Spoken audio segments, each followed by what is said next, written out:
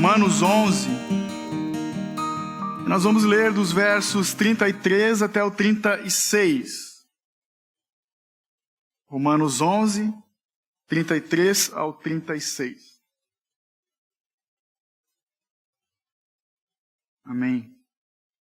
Pode ser sentado mesmo, vocês estão bem encolhidos aí no lugar. Está tudo bem. Mas com reverência nós lemos. Ó profundidade da riqueza, da sabedoria e do conhecimento de Deus. Quão insondáveis são os seus juízos, e quão inescrutáveis os seus caminhos. Pois quem conheceu a mente do Senhor? Quem se tornou seu conselheiro? Quem primeiro lhe deu alguma coisa para que lhe seja recompensado? Porque todas as coisas são dele, por ele e para ele. A ele seja a glória eternamente. Amém. Vamos orar mais uma vez, então. Bendito Deus, obrigado pela tua santa palavra. Obrigado pelo teu Santo Espírito, Pai, que testifica das coisas eternas e divinas em nossos corações. O teu Espírito que tem inclinado os nossos corações para o trono da graça. É Ele que nos convence do pecado, da justiça e do juízo. Obrigado, Deus, pela bendita palavra, pela instrução do Senhor, Pai, pela bênção do Senhor derramada na vida do apóstolo Paulo. Por esse texto bendito, Pai, que chega até nós hoje, segundo as tuas riquezas em glória. Que o Senhor nos conduza em adoração diante desses versos, Pai. Te pedimos que o Senhor nos abra um entendimento da iluminação, daquilo que o Senhor tem revelado para nós como filhos, nessa noite. E pela tua graça e misericórdia, apesar de mim, o Senhor me use como instrumento, Pai, para anunciar simplesmente o que temos aqui diante de nós. As maravilhas das riquezas, do conhecimento e da sabedoria de Deus. Pelo louvor da tua glória. Amém.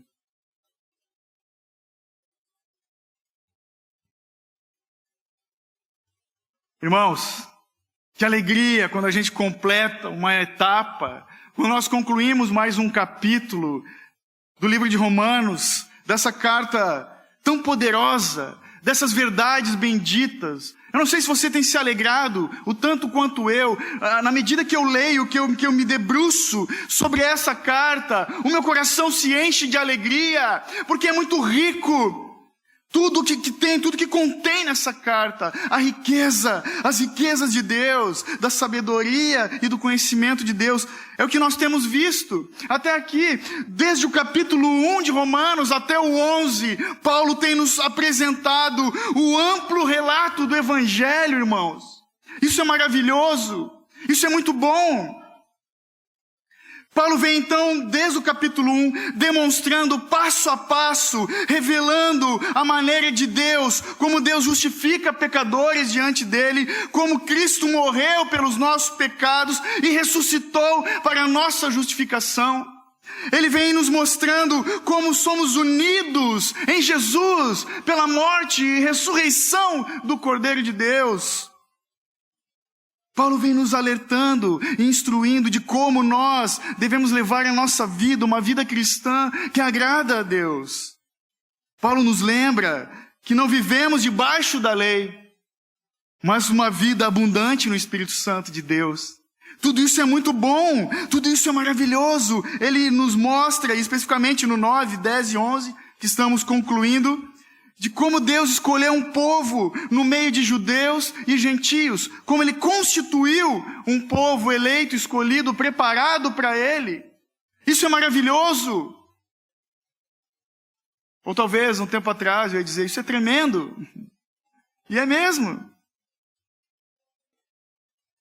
O apóstolo Paulo, então, ele nos dá um vasto horizonte dessas coisas. Ele consegue, com graça de Deus, sabedoria de Deus, ele consegue juntar o tempo e a eternidade nesses textos até aqui. A história do passado e o fim dos tempos, a escatologia, ele consegue unir justificação, santificação e glorificação através da doutrina de tudo o que ele vem ensinando para aqueles irmãos naquela igreja, naquele tempo, e para mim e para ti hoje também. É como se o apóstolo Paulo ele estivesse escalando um alto monte. Eu não sei se você já teve oportunidade, né? Quem já subiu o Spitzkopf aqui? Eu fui 2 vezes, fiquei quase morto lá.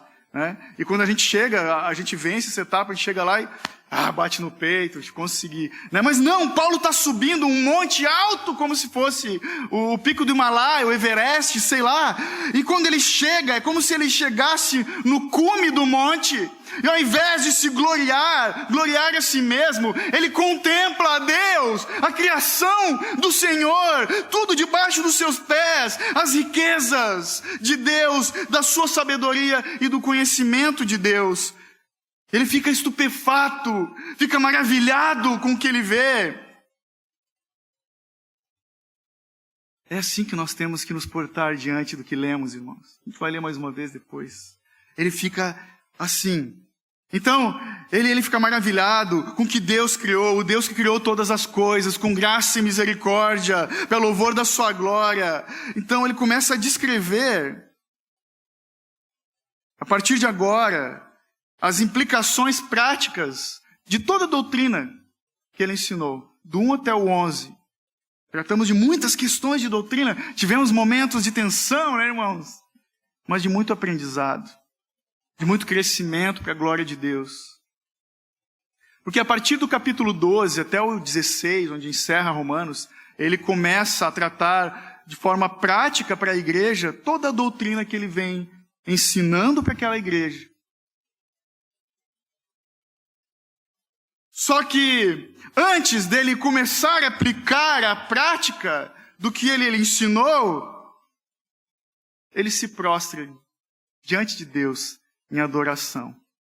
Esses 6 versos que nós lemos é um break, uma pausa importantíssima no Evangelho.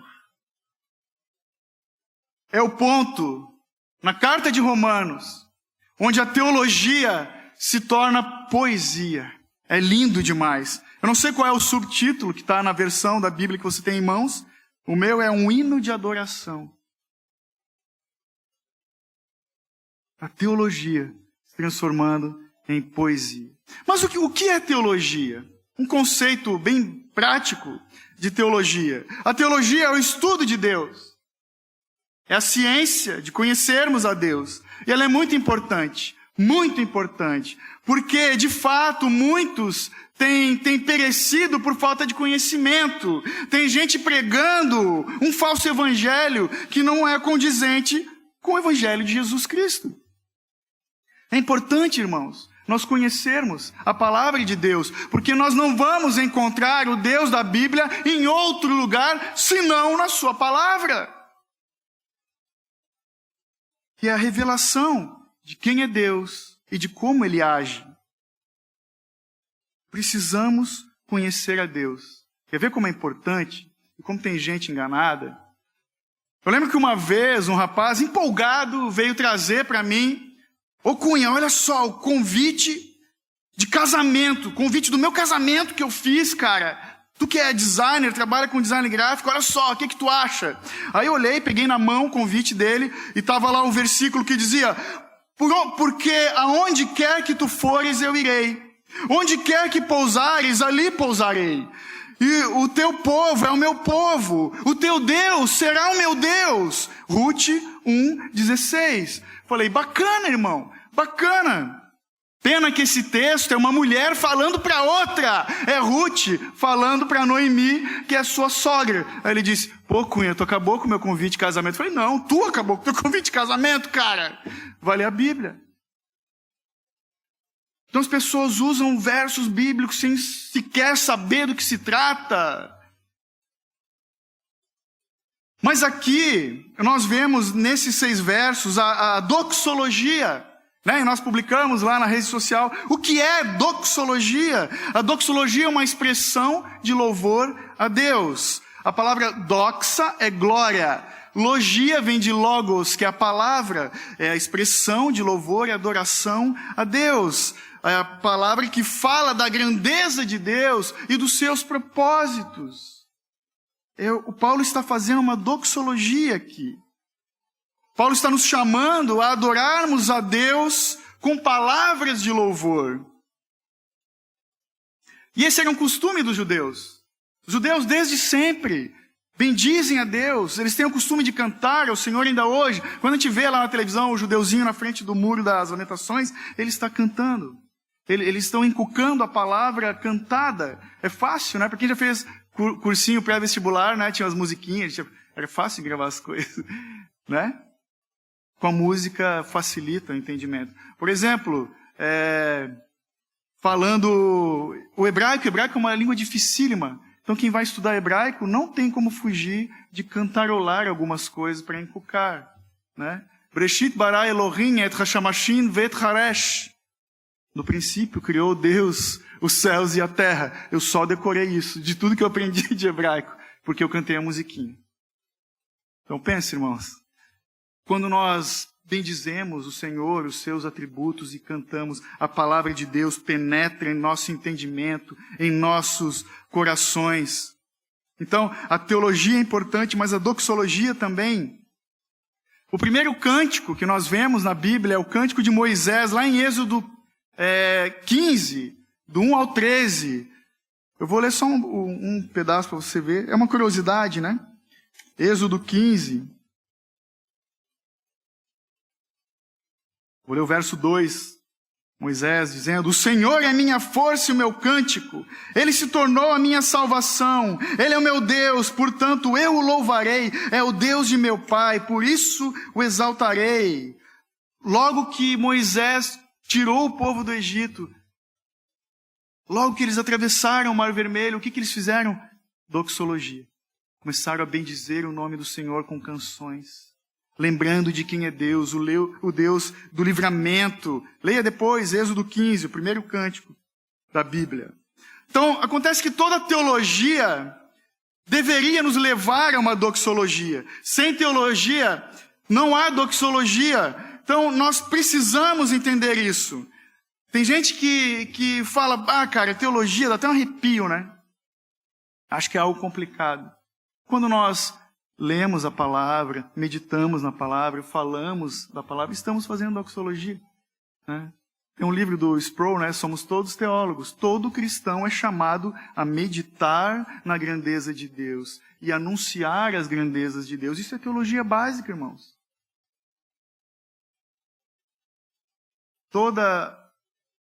Tem gente que só curte teologia, né? Tem gente que só curte teologia, o conhecimento, sem adoração.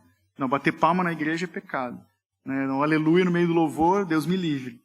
Isso é muito chato, cara. Mas também, por outro lado, tem gente que diz, esquece a teologia, eu só quero louvar a Deus. Lindo, lindo, lindo és. Só que adoração sem conhecimento é idolatria. Como que nós vamos adorar alguém que não conhecemos? Existe uma forma de adorar a Deus, de bendizer ao Senhor. Através da sua palavra, bendizendo os seus grandes feitos, falando dos seus atributos. Precisamos conhecer ao Deus que gostamos de adorar. Isso é básico. E Deus está preocupado, sim, com as duas coisas, conhecimento e adoração, a teologia e a doxologia. Ele está preocupado com eu e você, que nós temos que ter uma compreensão precisa de quem Ele é. E essa compreensão precisa de quem é Deus tem que ser uma resposta de louvor e adoração para Ele. Temos que encontrá-lo na sua palavra, temos que bendizê-lo por quem Ele é, temos que conhecê-lo. A Bíblia fala, conhecei a Deus e prosseguir em conhecê-lo. Mas talvez alguém ainda se pergunte, por que nós temos que adorar a Deus? Eu sou alemão, sou meio quietinho, fico na minha. Por que temos que adorar a Deus, irmãos? Vou dar alguns motivos aqui para a gente. Porque nós vemos no Antigo Testamento 5 livros de poesia e sabedoria, Jó, Salmos, Provérbios, Eclesiastes e Cânticos. Porque é costume do povo de Deus desde sempre. Porque nós somos chamados a adorar. Por que nós temos que adorar a Deus? Porque nós vemos doxologia nos evangelhos. Nós vemos, por exemplo, o cântico de Maria em Lucas 3,46, quando ela diz: a minha alma engrandece ao Senhor, o meu espírito exalta em Deus, meu Salvador. Por que, irmão, nós temos que adorar a Deus? Porque Jesus disse, lá em João 4,23, que os verdadeiros adoradores são aqueles que adoram o Pai em espírito e em verdade. E são esses que o Pai procura. Por que temos que adorar a Deus? As boas confissões de fé tratam disso. Por exemplo, a confissão de fé de Westminster vai dizer que o fim principal do homem é glorificar a Deus e gozá-lo para sempre. É encontrar prazer no Senhor. Nós fomos criados para adorar a Deus.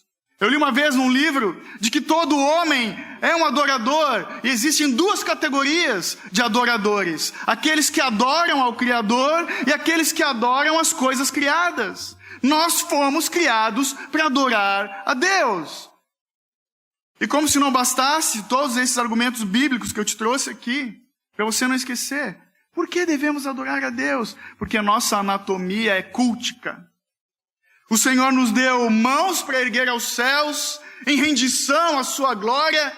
O Senhor nos deu boca para bendizer os seus grandes feitos, para anunciar ao Senhor, para glorificá-lo com palavras. E o Senhor nos deu joelhos para nos prostrarmos diante da sua majestade. Essa é a dinâmica do adorador de Deus. A Manu aprendeu a falar amém? Glória a Deus. É isso aí, Manu. Amém. Que bonitinho.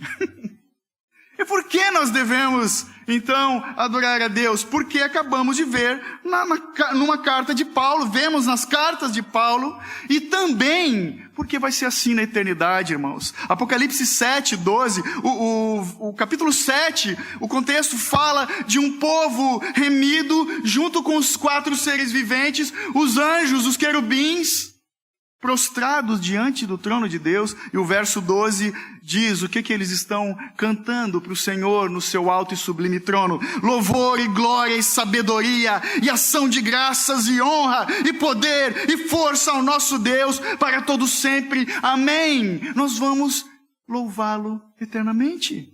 Por isso, precisamos adorar a Deus. Adorá-lo em espírito e em verdade. E nós só vamos adorá-lo dessa forma, em espírito e em verdade, quando somente e de fato nós conhecemos e temos intimidade com Deus, com aquele que adoramos. Por isso, uma boa teologia resulta em doxologia. Por isso, um conhecimento correto de Deus resulta em louvor e adoração que agradam a Deus. Paulo então nos traz aqui, ele está nos dando uma visão gloriosa de Deus, que sempre nos conduz a louvor, a louvá-lo, a bendizer a Deus. O John Piper, ele disse que para Deus o louvor é o eco doce da sua própria excelência nos corações do seu povo. E para nós o louvor é o ápice da satisfação que vem de viver em comunhão com Deus. É uma resposta de adoração, irmãos. É um estilo de vida. John Stott também falou que não devemos separar a nossa teologia, ou seja, a nossa crença em Deus, da nossa doxologia, que é o nosso culto a Deus.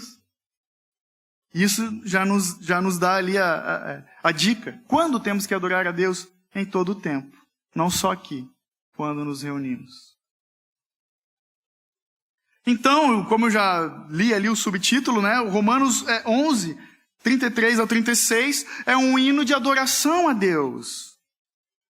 Um hino de adoração à riqueza e à sabedoria de Deus, seus juízos e seus caminhos, da sua revelação e das suas dádivas. É disso que Paulo está falando. O verso 33, olha comigo de novo. Ó profundidade das riquezas de Deus, profundidade da sabedoria e do conhecimento de Deus.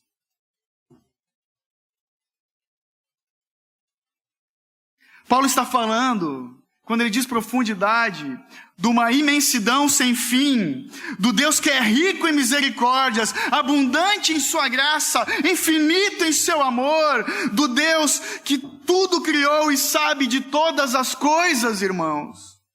Do Deus que planejou, criou e sustenta tudo, todas as coisas, pelo poder da sua palavra, como diz em Hebreus. Tudo que foi feito, sem Ele, nada seria. Você já parou para pensar nisso? O Deus que das trevas criou a luz. O Deus que se revela na criação, como aprendemos no começo de Romanos, e se revela na sua palavra. Os céus declaram a glória de Deus, o firmamento proclama a obra das suas mãos, um dia fala disso ao outro dia, uma noite o revela, é a outra noite, sem discurso nem palavras, não se ouve a sua voz, mas a sua voz ressoa por toda a terra e as suas palavras até os confins do mundo. Salmos 19, 1-4. Davi sabia adorar ao Senhor, hein? Se tratando das riquezas de Deus, esse primeiro ponto, Paulo já havia falado das riquezas de Deus. Volte comigo um pouquinho ali em Romanos mesmo 10, vira a página, Romanos 10, 12.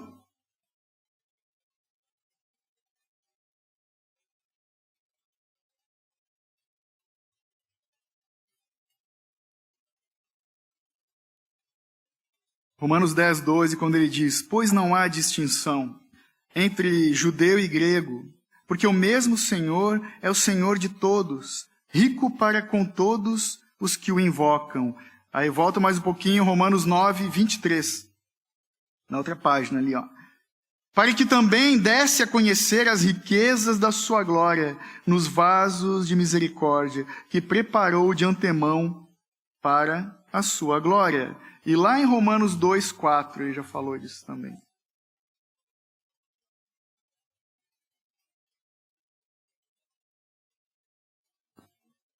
Romanos 2, 4. Ou desprezas as riquezas da sua bondade, tolerância e paciência, ignorando que a graça de Deus te conduz ao arrependimento?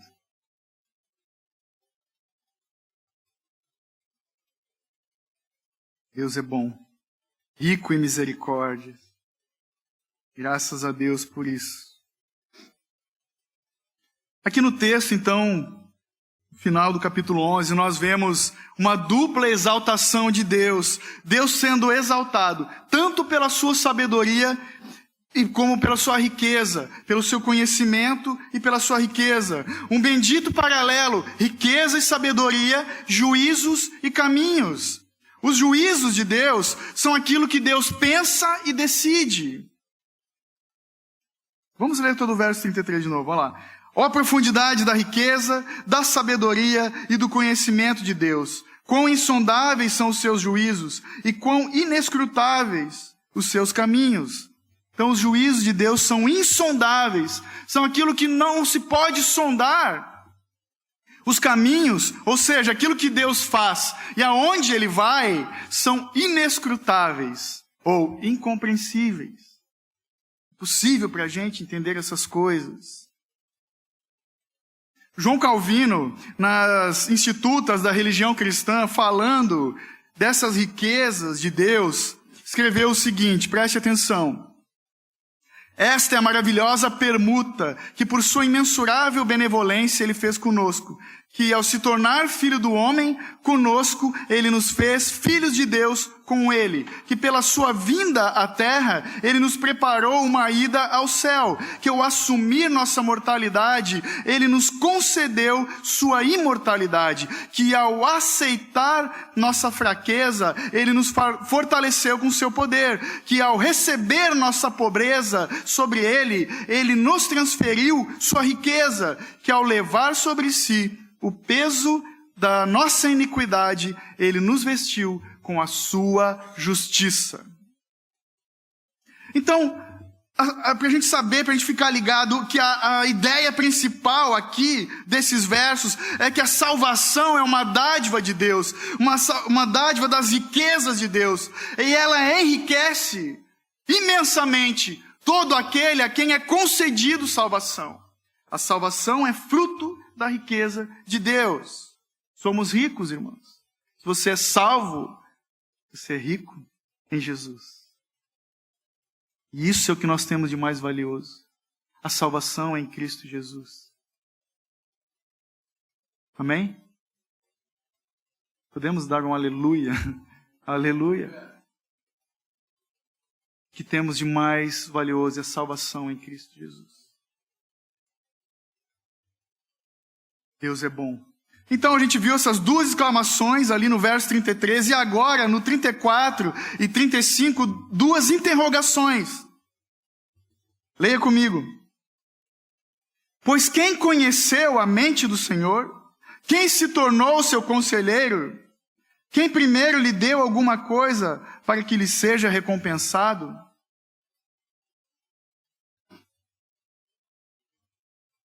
Deus é bom.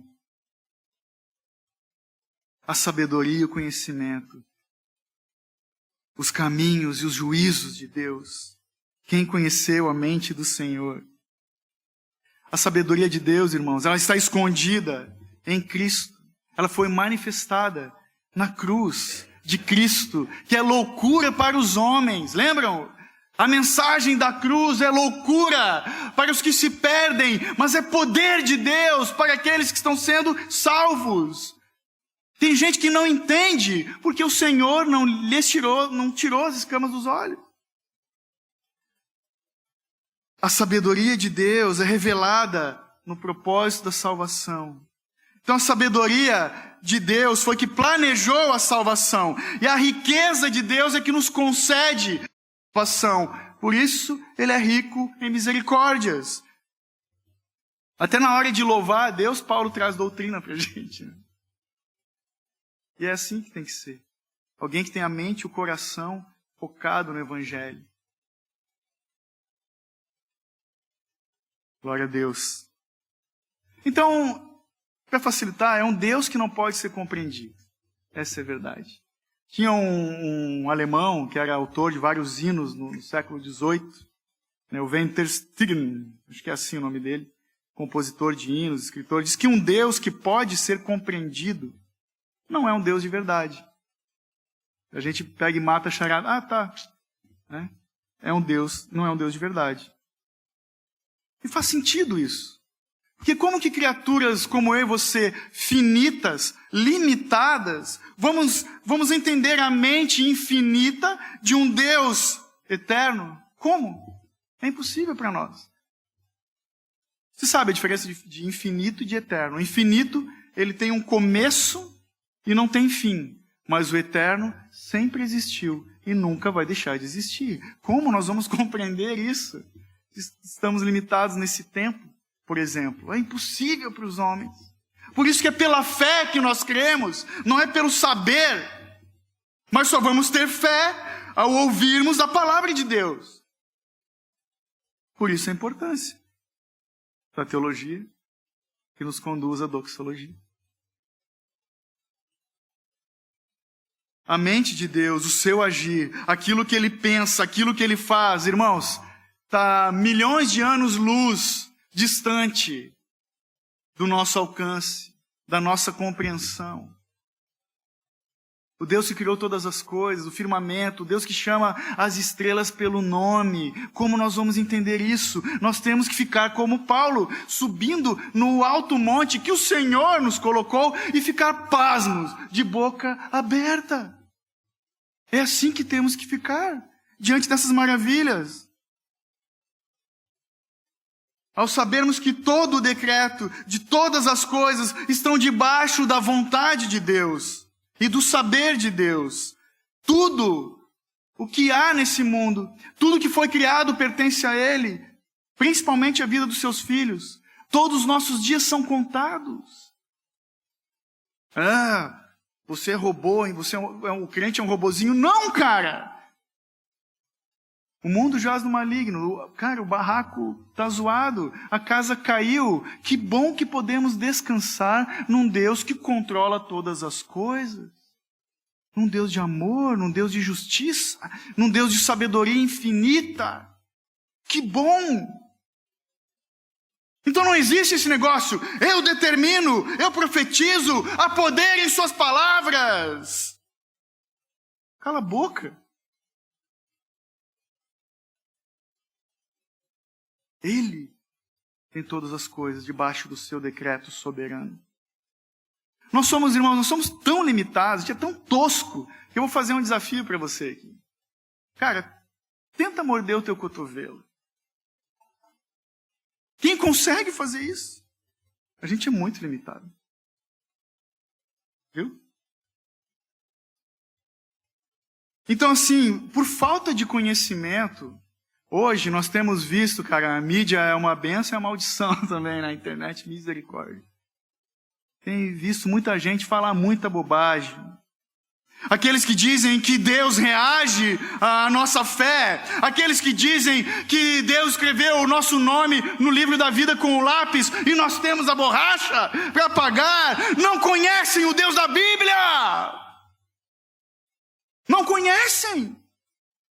Olha o que diz o verso 34 que lemos. Quem conheceu a mente do Senhor? Ou quem foi o seu conselheiro? Aqui Paulo está se referindo lá a Isaías. Abre comigo, Isaías 40.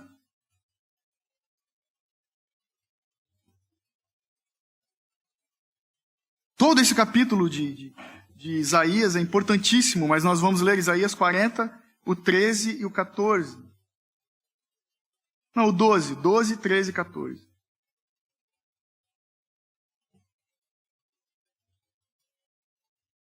Quem mediu as águas com a concha da mão? Quem mediu a extensão dos céus com o palmo? Quem recolheu o pó da terra numa medida e pesou os montes com os pesos e as colinas em balanças? Quem guiou o Espírito do Senhor ou lhe ensinou como conselheiro? A quem ele pediu conselho para lhe dar entendimento e lhe mostrar o caminho da justiça? Quem lhe ensinou o conhecimento e lhe mostrou o caminho do entendimento? Quem? Irmãos, olha a profundidade das riquezas, da sabedoria e do conhecimento de Deus. Sim, nós temos várias questões, porque a gente é limitado mesmo. É difícil de compreender esse Deus maravilhoso que age de uma forma soberana. Né? Como que nós podemos explicar um Deus que é bom e é santo, que permitiu a entrada do mal no mundo, sem ser Ele o autor do mal? Como podemos explicar um Deus santo ao se fazer homem para salvar os pecadores? Como nós podemos explicar Jesus, que foi gerado pelo Espírito Santo no ventre de uma virgem, viveu como homem? A Bíblia diz que em tudo ele foi tentado, em momento algum ele pecou. Só Deus pode operar essas coisas. Como nós podemos entender Deus que se fez homem, que sofreu escárnio, açoite, dor, no lugar daqueles que mereciam o inferno? Que Deus é esse? Maravilhoso! Como pode um Deus justo salvar alguns e deixar que outros sigam no caminho da perdição? E mesmo assim, Ele continua sendo justo. Como pode? Nós não entendemos. Por isso que está escrito, quão insondáveis são os seus juízos. Isaías também, no 55:8, ele diz o seguinte: pois os meus pensamentos não são os pensamentos de vocês, nem os seus caminhos são os meus caminhos, declara o Senhor.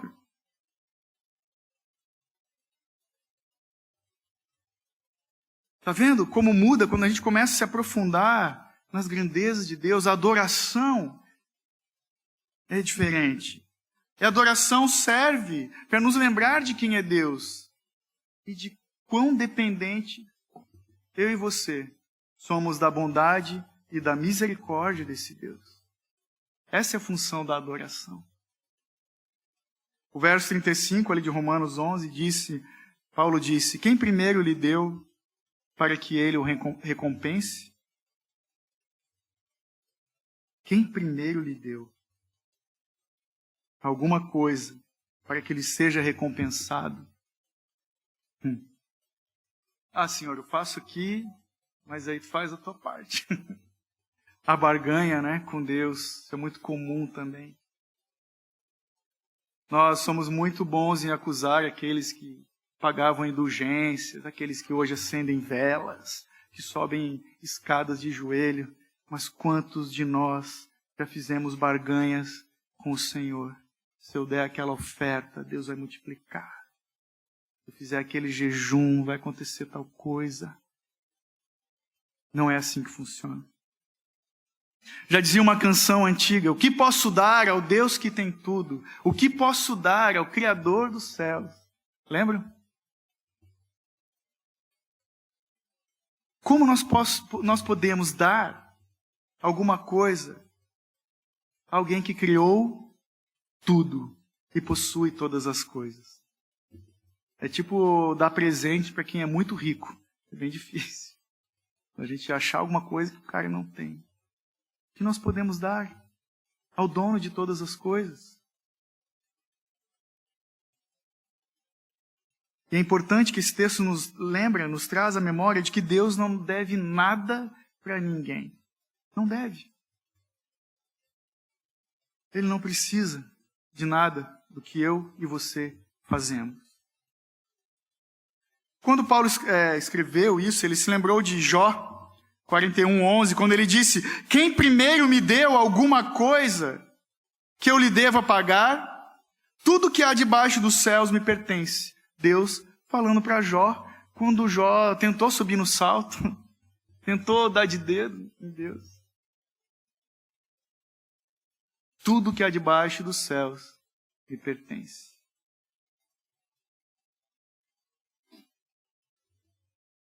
E nós, como filhos, o que um filho pode dar ao pai que tudo lhe deu e sustenta esse filho? O que podemos dar para esse pai, senão amor, respeito e honra? Honrar o nome desse pai. Nos portarmos como filho. Essa é a adoração na prática, sem palavras. O caráter de Cristo em nossas vidas. O meu sim, sim, não, não. Quando nós adoramos a Deus, nós simplesmente devolvemos a glória que lhe é devida. Estamos devolvendo para Ele a glória de Deus. Porque Ele é o Rei que nos coroa com a sua justiça. Em nós não há justiça alguma. Entende? Devolvemos a glória a Deus porque fomos justificados por esse Deus, Rei de justiça. E a adoração é simplesmente fruto do amor de Deus que é derramado em nossos corações, nos corações dos filhos. É a devoção de filhos que estão envolvidos, embebidos nesse amor que nos é dispensado pela graça de Deus.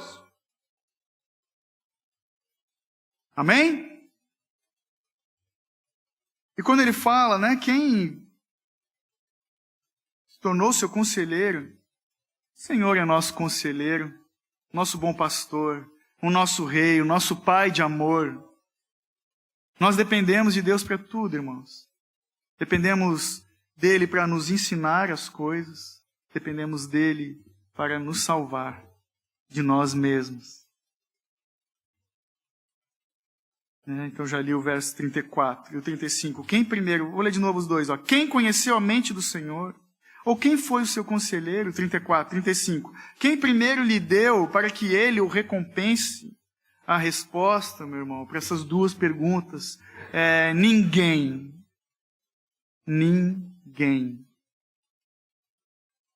E aí Paulo continua, caminhando para os finalmente ali do texto, no verso 36, a primeira parte, leia comigo. Porque todas as coisas são dele, por ele e para ele.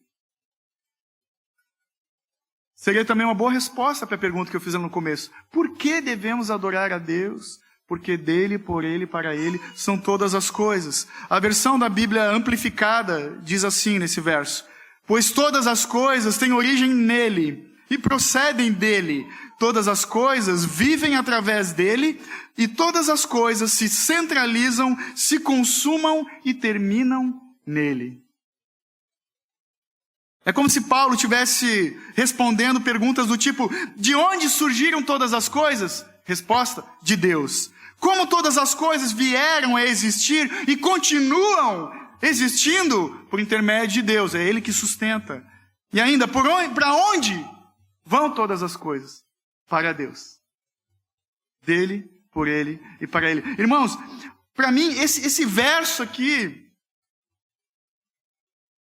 só ele já é a maior doxologia de todo o Novo Testamento. A maior expressão de louvor a Deus. Em poucas palavras, com muita profundidade. Romanos 11:36. Se você não tinha marcado na sua Bíblia, marque. Então, para onde vão todas as coisas? Para Deus. Porque Deus é o Senhor, o Criador, o sustentador e o herdeiro de todas as coisas. Ele é a fonte, o meio, o fim de todas as coisas. Ele é o nosso sustento, Ele é o objetivo da nossa vida. E se não é, tem que ser. Porque vivemos para a glória de Deus. Ele é o autor da vida, Ele é o doador da vida em abundância, Ele é o nosso Messias, Salvador. O único Deus que pagou o preço pelos meus e pelos teus pecados. Se isso não é motivo de adoração a Deus, eu não sei o que é. Ele é o Alfa e o Ômega.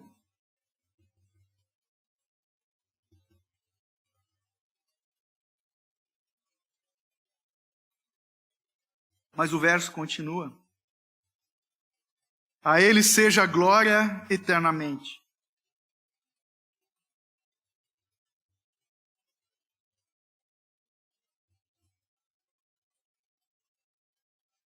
O tempo todo temos que bendizer o nome do Senhor. Gosto muito quando a Bíblia fala que o fruto dos nossos lábios tem que ser sacrifício de louvor. Fruto de lábios que confessam o seu nome. Como diz a Cassiane, tá difícil, louve. No dia da dificuldade, irmãos, temos que louvar. Não é só quando tudo vai bem. Temos que adorar a Deus. A glória é dele eternamente, porque todas as coisas são de Deus, vieram por intermédio de Deus e vão para Deus.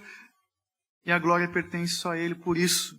Dele, por ele, para ele. Por isso que Paulo diz, a glória é somente dele, e não hoje, nem no passado, mas eternamente. Uma glória que não tem fim. A majestade de Deus, a sua glória é eterna. Se nós fôssemos resumir esses 6 versos aqui, a palavra da vez é adoração. A palavra final, adoração. É o como, quando e por que devemos adorar a Deus. É isso que nós temos que tirar de prático aqui. E Paulo encerra dizendo, amém. Assim seja. Esse amém indica o desejo intenso do apóstolo de que esse propósito de Deus, receber glória e louvor, seja realizado por todos os crentes. Glória e louvor a Deus. Amém. Que assim seja. O tempo todo. Em tudo dai graças. É o que diz a palavra.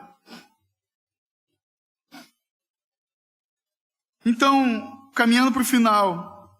A partir de Romanos 1 até o 11, a gente observa que nunca deveríamos separar teologia, ou seja, a nossa crença em Deus, da doxologia, que é o nosso culto a Deus.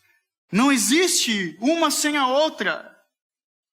Não existe conhecimento de Deus sem adorar a Deus. Se eu conheço a Deus, eu me rendo a Deus, eu bendigo o seu santo nome.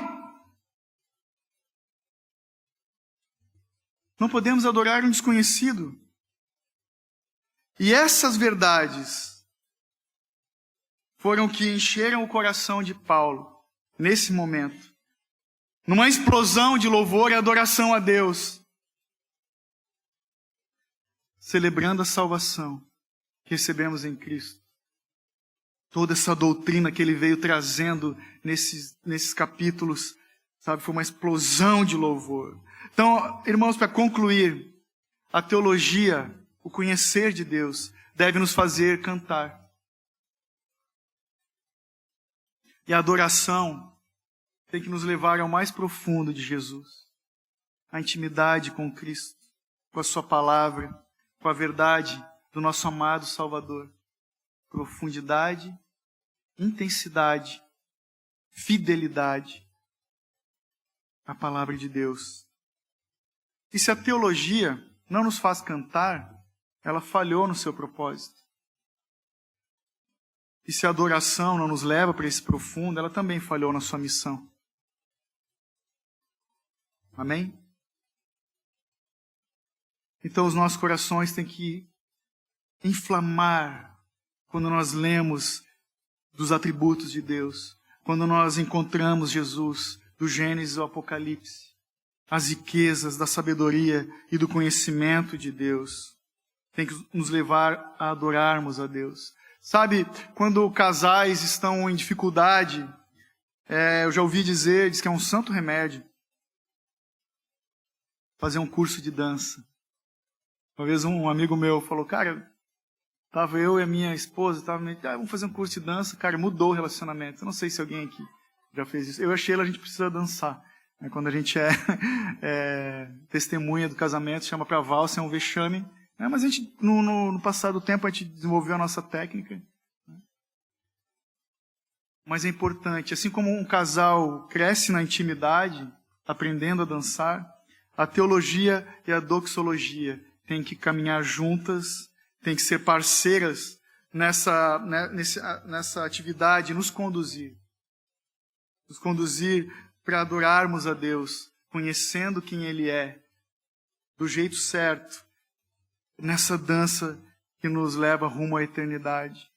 Teologia e doxologia se completam e são muito importantes para o louvor da glória de Deus. Amém? Eu quero orar com você, mas nós vamos orar o que Paulo orou aos Efésios. Peço que você tome a sua Bíblia e se coloque de pé. Efésios 3, do 14 ao 21.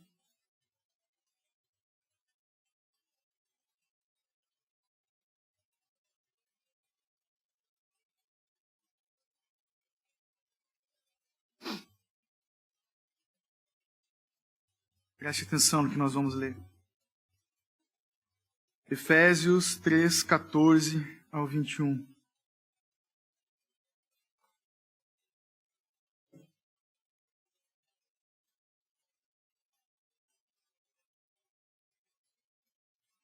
Por essa razão, dobro meus joelhos perante o Pai, de quem toda a família nos céus e na terra recebe o nome, para que, segundo as riquezas da sua glória, vos conceda que sejais interiormente fortalecidos com poder pelo seu Espírito, e que Cristo habite pela fé em nosso coração, a fim de que, arraigados e fundamentados em amor, vos seja possível compreender, juntamente com todos os santos, a largura, o comprimento e a altura, a profundidade desse amor, e assim conhecer esse amor de Cristo, que excede todo entendimento, para que sejais preenchidos até a plenitude de Deus.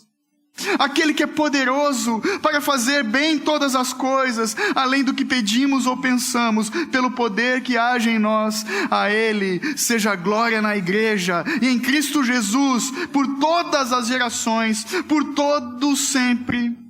Amém.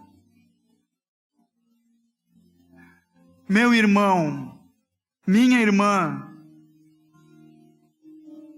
se os teus dias têm caminhado numa loucura, num corre-corre, atentando somente para as coisas que você tem que fazer ou deixou de fazer, e não investindo tempo naquilo, o que Jesus fez por ti na cruz do Calvário, tudo vai mal na tua vida.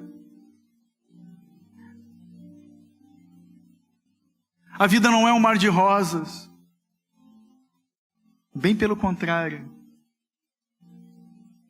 Mas diante de toda e qualquer dificuldade, tribulação, ameaça, angústia, falta, desprezo que podemos passar, quando a gente abre esse livro, que nos revela quem é Deus, na sua bondade, na sua misericórdia, no seu amor, quando encontramos Cristo Jesus nessas palavras, o Espírito de Deus testifica em nossos corações dessas verdades maravilhosas. Ele sustenta todas as coisas pelo poder da sua palavra. Quanto tempo faz que você não chora diante de Deus as suas angústias? Quanto tempo faz que você não se alegra com o texto das Escrituras, que vem no momento certo da tribulação? Quanto tempo faz? Quanto tempo perdido, irmãos, olhando para os nossos umbigos, nos esquecendo de quem é Deus, Jesus, a expressão exata do seu ser, Deus feito homem, santo, perfeito, morreu por mim e por ti. Se a cruz não toca o teu coração, é porque o teu coração é de pedra ainda, é porque essa palavra, essa verdade ainda não penetrou o teu coração. O que você tem feito dos teus joelhos, irmão? Como podem alguns se dizer cristãos se não tem intimidade, além de um domingo, um dia da semana com o Cristo? Se não o encontram em sua palavra? Que cristianismo é esse, irmãos? Que vexame, que vergonha para o Evangelho.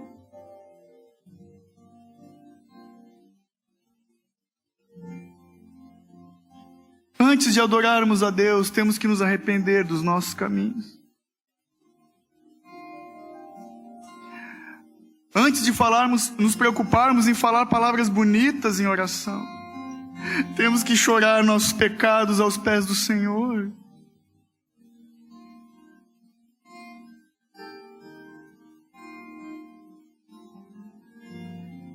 Eu sinceramente, eu sonho, eu peço ao Senhor. Estamos num caminho, num caminhar, estamos crescendo como igreja. O nosso desejo da liderança dessa igreja não é de ter mestres profundos em sabedoria e palavras, é ver pessoas, famílias rendidas aos pés de Cristo, com singeleza de coração, de que quando saem na rua, conseguem enxergar o Senhor nos detalhes, bendizer ao Senhor na criação e encontrar prazer na sua palavra. Sem palavra de Deus, irmãos, não há sustentação. Não há. Aleluia. Vamos mudar, irmãos. Vamos orar. Senhor, obrigado, pois Tu és rico em misericórdias. O Senhor não exige de nós rituais religiosos, mas o Senhor chama os Teus filhos para um relacionamento íntimo contigo. O Senhor nos chama para nos encontrarmos contigo na Tua palavra, Deus, no tempo de oração, no rasgar dos nossos corações, Pai, à medida que dependemos do Senhor e desejamos a Tua presença mais do que tudo. O Senhor é exaltado. O Senhor é glorificado.